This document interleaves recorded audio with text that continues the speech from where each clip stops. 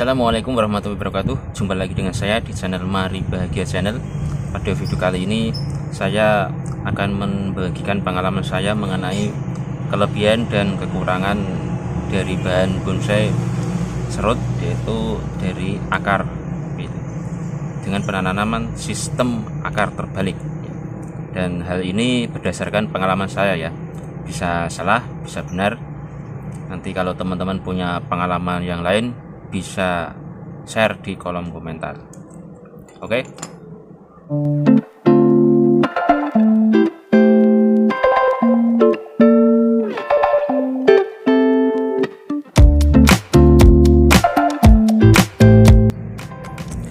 Oke, sahabat bonsai, saya mempunyai beberapa contoh dari bahan bonsai akar terbalik dengan penanaman sistem akar terbalik.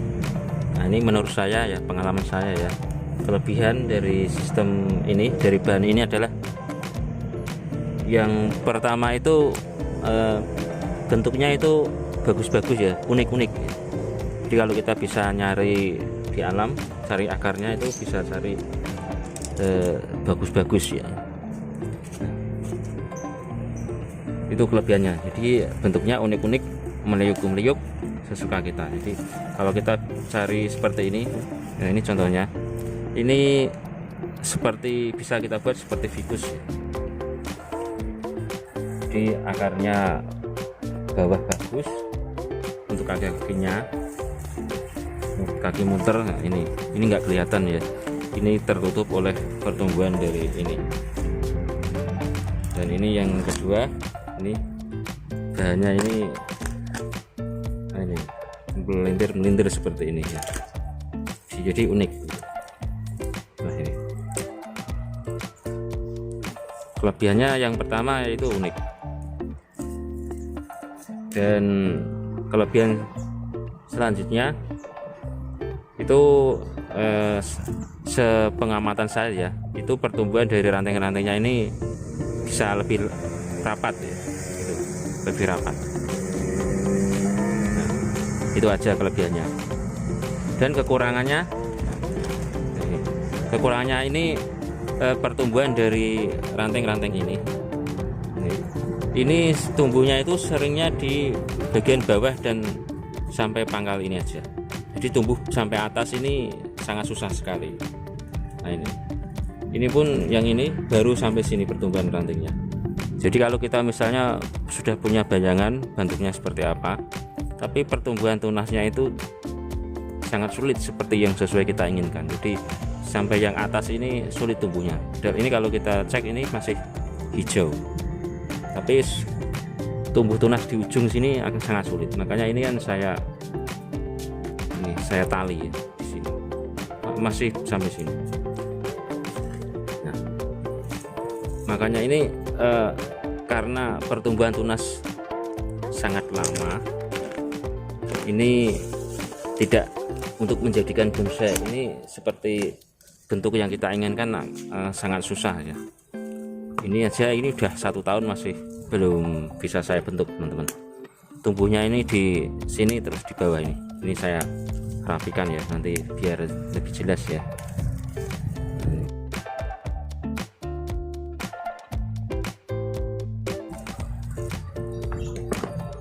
Ya, ini yang bawah saya potongin terus. Ini tumbuhnya di bagian akar-akar yang serabut itu kecil. Nah, ini kalau kita biarkan tumbuhnya ya di sini terus. Yang atas ini tidak ada yang tumbuh. Ini dalam setahunan ini gitu saya motongin bawah ini aja terus. Ini baru 2 bulan sudah nanti gondrong lagi. Itu kekurangannya. Kekurangan selanjutnya itu untuk menghidupkan bahan ini gampang-gampang susah ya.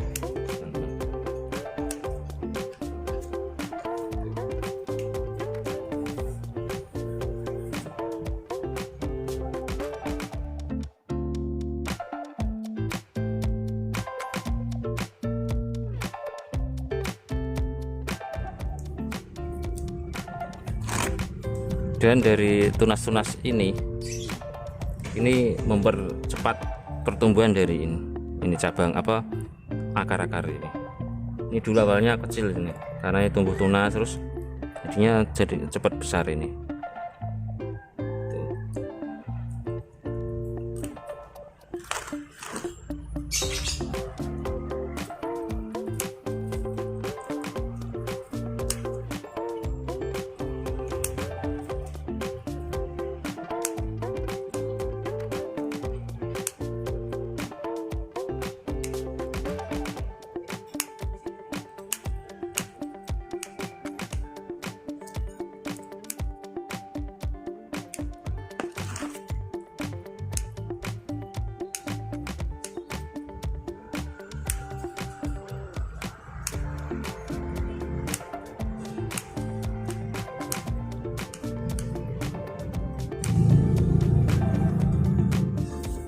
Ini ada lagi satu teman-teman, dan ini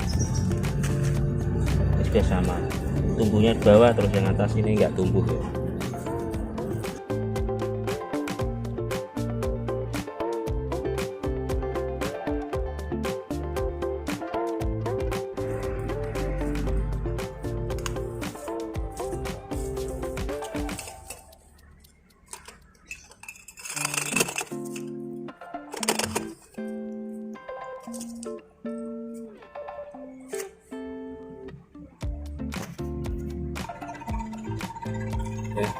Untuk kekurangan selanjutnya yaitu bahan dari bonsai serut sistem tanam akar terbalik ini gampang-gampang susah untuk menghidupkan ya. Jadi misalnya beli dari bahan dongkelan belum hidup, atau kita memotong dari alam, mengambil dari alam, itu untuk menghidupkannya gampang-gampang susah ya. Gitu. Saya ada juga bahan yang mati seperti ini karena ya, ini akhirnya mati juga ya. Almarhum ini adalah saya nyungkup ini 3 bulan ini,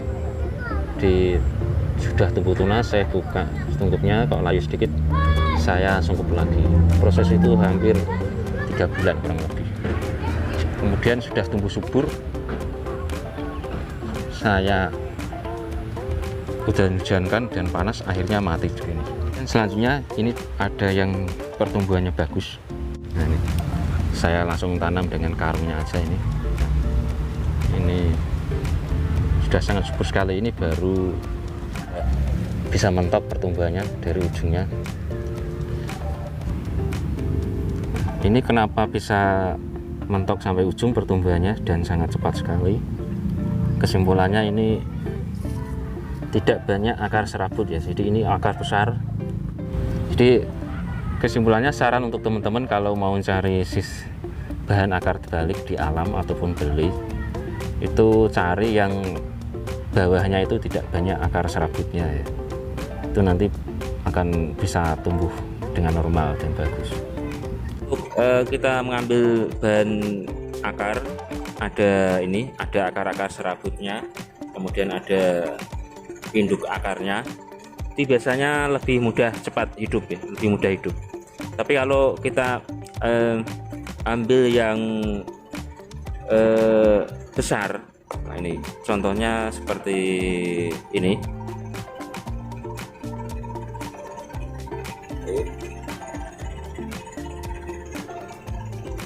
Misalnya seperti ini teman-teman, ini dulu juga akar, ini perpaduan dari akar.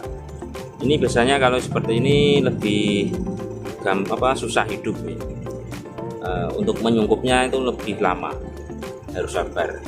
Tapi pertumbuhannya bisa normal, cabang-cabangnya bisa besar. Nah, ini baru ini cabang baru ya. Oke gitu teman-teman, kalau mau mengambil dari akar, jadi kalau mau memilih, ada yang model ada akar serabutnya dan ada induk akarnya, itu bentuknya unik-unik, tapi kekurangannya nanti pertumbuhan tunasnya akan di sini, dominan di sini. Yang atas yang induk akarnya itu pertumbuhan tunasnya akan kalah, bahkan sulit tumbuh ya. Ini sampai ini kering ya, sudah mati lapuk. Dan kalau mau mengambil yang tidak ada anak akarnya, langsung induk akar besar-besar seperti contoh tadi, itu nanti gampang hidup, susah hidupnya, susah menghidupkannya, tapi nanti pertumbuhan cabang-cabangnya bisa normal ya, bisa cepat besar juga ya. Oke gitu teman-teman, itu pengalaman saya. Mungkin ada pengalaman teman-teman yang lain, silahkan komen. Terima kasih sudah menonton. Wassalamualaikum warahmatullahi wabarakatuh.